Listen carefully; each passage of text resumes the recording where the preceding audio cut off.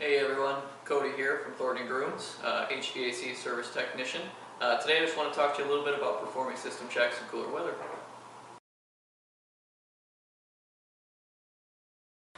That's actually a great question. Really what we want to do is we want enough heat in the home to implement a warmer day outside when we perform our system check. So another great question. With that being said, not only can we, when we come out for these checks, we can prevent things from happening and breaking down before they actually do break down, but we can also be more efficient in our system checks and use all of the season instead of trying to crunch all of our 8,600 members now into when it's really hot outside.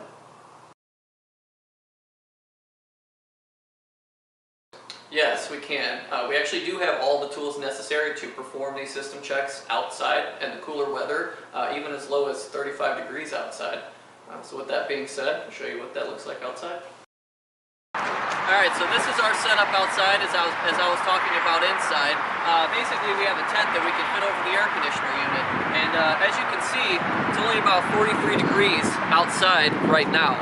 Here in just a few moments, I'm actually going to kick on the unit and show you the temperature difference that we're going to be able to retain inside the tent.